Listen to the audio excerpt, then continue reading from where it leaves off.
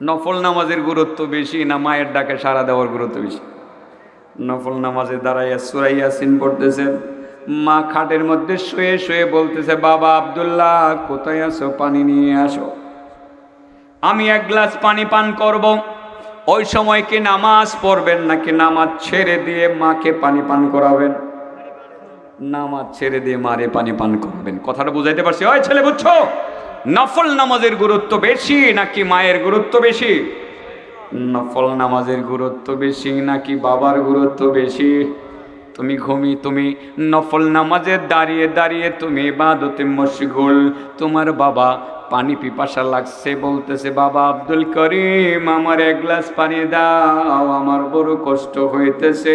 নবীর হাদিস দ্বারা বোঝা যায় মুহূর্তের মধ্যে নফল নামাজ ছেড়ে দিয়ে এক গ্লাস পানি নিয়ে বাবার সামনে দাঁড়াতে হবে। এই জন্য আল্লাহ তার কোরআনে আল্লাহর ইবাদতের পাশাপাশি তার মা বাবার খেদমতের নির্দেশনাটা নিয়ে আসছেন। আল্লাহ বলেন, নবী তোমার রব নির্দেশনা জারি করেছেন, নির্দেশ দিয়েছেন একমাত্র আল্লাহর ইবাদত করতে হবে, আর কারো ইবাদত করা যাবে না। আল্লাহর ইবাদতের পরে মা বাবার খেদমত করা লাগবে, তাদের সাথে ভালো ব্যবহার করতে হবে। এক নম্বরে আল্লাহর ইবাদত, দুই নম্বরে হলো পিতামাতার খেদমত।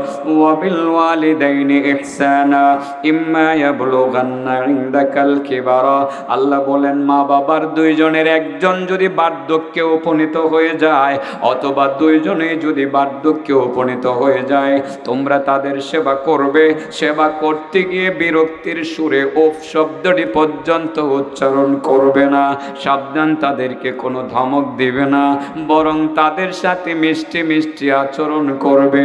মা বাবার জন্য সদা সর্বদাই তোমাদের দয়ার পরশগুলো বিছিয়ে দিবে, আর মা বাবার জন্য দোয়া করবে। আমার সাথে বলেন, রব্বির হামহুমা কামা রব্বায়ানি সগীরা। আবার বলি, রব্বির হামহুমা কামা রব্বায়ানি সগীরা। ওগো আল্লাহ, আমার মা বাবার প্রতি তুমি দয়া করো, তারা যেমন ছোটবেলা আমার প্রতি দয়া করেছিলেন। ও বাবা, এই দোয়াটা করার লগে লগে আপনার মা বাবা যারা নাই, চলে গেছেন, তাদের আমল নামায় সারা পৃথিবীতে যতগুলো পাহাড় আছে সমস্ত পাহাড় পরিমাণ নেকি নগদে জমা হয়ে যায়। আবার বলি, রব্বির হামহুমা কামা রব্বায়ানি সগীরা। এই দোয়াটা করলে মা বাবার আমল নামায় কতগুলো নেকি জমা হয়? সারা দুনিয়ার সমস্ত পাহাড় পরিমাণ। মা বাবা আল্লাহর কাছে বলে, আল্লাহ এত নেকি আমি পাইলাম কোত্থেকে? আমি তো খেটে খাওয়া দিন মজুর ছিলাম, বড় চারা আমার বাড়ি ছিল, এত নেকির কাজ তো করি নাই মাবুদ, আসলো কোত্থেকে? আল্লাহ বলে দেন, তোমার একটা ছেলে বুড়া মানুষ রেখে আসছো না, বুড়া ছেলেটা এখন বুড়ো হয়ে গেছে, তোমার কাছে তো ছেলেটা রব্বির হামহুমা বলে তোমার জন্য দোয়া করছে, যে এই জন্য তোমার আমল নামার মধ্যে সারা দুনিয়ার সমস্ত পাহাড় পরিমাণ আমি নেকি জমা করে দিলাম। সুবহানাল্লাহ। দোয়া করবো তো ইনশাআল্লাহ। পিতামাতার অবাধ্য হব না, মা বাবার বদদোয়া ডাইরেক্ট কবুল হয়ে যায়।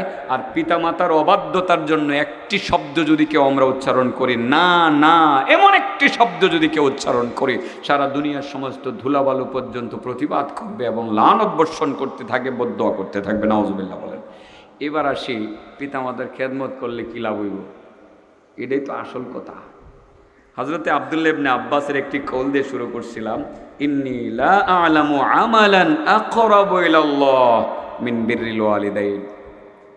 পিতামাতার খেদমত করে, তাদের সাথে সদ্ব্যবহার করে সন্তুষ্ট করার চেয়ে আল্লাহকে বেশি কাছে পাওয়ার জন্য এর চেয়ে বেশি গুরুত্বপূর্ণ বা ভালো আমল আছে বলে আমি জানি না। সুবহানাল্লাহ বলে। তার মানে উনি বলছেন যে আল্লাহকে খুব বেশি কাছে পাওয়ার জন্য, আল্লাহর নৈকট্য অর্জন করার জন্য পিতামাতার খেদমত নামের আমলটা সবচেয়ে বেশি পাওয়ারফুল। সুবহানাল্লাহ বলে। তো যাদের মা বাবা আছে, আমরা খেদমত করব তো না কষ্ট দিব? হ্যাঁ, বাবা বলছে এটা যাইস না, আমি যাবো, তোমার কি হয়েছে, তুমি কি বোঝো, তুমি এই জগতে কিছু বোঝো, এমন কিছু বলবা? বন্ধুরা বলবা না। পিতামাতাকে খুশি করতে হবে খেদমত করে। কি লাভ হবে? মা জাযাউ বিররিল ওয়ালিদাইন, বিররুল ওয়ালিদাইনের লাভ কি? বিশ্ববিখ্যাত একজন আলেম, নামটাই ভুলে গেছি, ওনাকে প্রশ্নটা করা হয়েছে। উনি বলছিলেন 4টা লাভ আছে। কয়টা লাভ আছে? হ্যাঁ, 1 নম্বর ফিদ দুনিয়া রিজকুন, দুনিয়াতে আল্লাহ রিজিকের ব্যবস্থা করে দিবেন। যেসব ছেলে মেয়েরা মা বাবার বাধ্য, পিতা মাতার কথা শুনে, আল্লাহ রাব্বুল আলামিন তাদের রিজিকে বরকত দিয়ে দেন। তাদের না খেয়ে থাকতে হয় না, তাদের কামায়ে বরকত হয়, ব্যবসায় বরকত হয়, কৃষিতে বরকত হয়, চাকরিতে বরকত হয়, ড্রাইভিংয়ে বরকত হয়, সর্ব জায়গায় বরকত হয়। তাহলে এই পিতামাতার খেদমতের 4টা লাভের প্রথম লাভটা হলো ফিদ দুনিয়া রিজিক। দুনিয়াতে কি পাওয়া যাবে? রিজিকের মালিকটা কেডা? কারণ এনে আল্লাহ খুশি, মা বাবা খুশি হলে আল্লাহ খুশি। তো রিজিক তো আল্লাহ দেয়। আল্লাহ চিন্তা করে যে সে যেহেতু মা বাবারে খুশি করছে, আমি রিজিকের ব্যবস্থাটা করে দেই। আরেকটা কথা হাদিসের মধ্যে আছে, মান আহাব্বা আইয়াবসুতা লাহু ফি রিজকিহি, যে ব্যক্তি চায় তার রিজিকে বরকত হোক, ওয়া ইউনসা ফি আসারে, যে ব্যক্তি চায় তার হায়াতে বরকত হোক। তার মানে যেই ব্যক্তি রিজিকে বরকত চায়, হায়াতে বরকত চায়, ফাল ইয়াসিল রাহিমা, সেজন্য আত্মীয়দের সাথে সম্পর্ক খুব ভালোভাবে রক্ষা করে চলে। মায়ের চেয়ে বড় আত্মীয় দুনিয়াতে আছে কি? বাবার চেয়ে বড় আত্মীয় আছে কি? তার মানে বোঝা গেল যেই ব্যক্তি মায়ের সাথে ভালো ব্যবহার করবে, সম্পর্ক বজায় রাখবে। যেই ব্যক্তি বাবার সাথে ভালো ব্যবহার করবে, সম্পর্ক বজায় রাখবে, আল্লাহ রাব্বুল আলামিন তার হায়াতেও বরকত দিয়ে দিবেন, তার রিজিকেও বরকত দিয়ে দিবেন। তার রিজিকের কোনো অভাব হবে না, হায়াতে আল্লাহ বরকত দিবেন, মানে হায়াত বাড়ায় দিবেন। সুবহানাল্লাহ কইতেন না? পিতামাতার খেদমত করলে কয় লাভ? 1 নম্বর দুনিয়াতে লাভ কি? আল্লাহ কি বাড়ায় দেব? 2 নম্বর ওয়াফিল আখিরাতি আল জান্নাহ। সুবহানাল্লাহ কই। যে ব্যক্তি আল্লাহর ইবাদতের পাশাপাশি মা বাবার খেদমত করে তাদেরকে সন্তুষ্ট করবে, আল্লাহ রাব্বুল আলামিন আখিরাতে তাকে জান্নাত দিয়ে দিবে। সুবহানাল্লাহ। তার মানে আপনি আল্লাহর ইবাদত খুব বেশি করলেন, মা বাবার খেদমত করলেন না, আল্লাহ কয় আমি তোমারে জান্নাতে দিতাম না। কারণ তুমি আমার ইবাদত ঠিকই করেছো, তোমার মাকে খুশি করতে পারো নাই, তোমার বাবাকে খুশি করতে পারো নাই। যারা মা বাবারে খুশি করবে, আল্লাহ রাব্বুল আলামিন আখিরাতে তারে জান্নাত দিয়ে দিবেন। কয়টা গেল?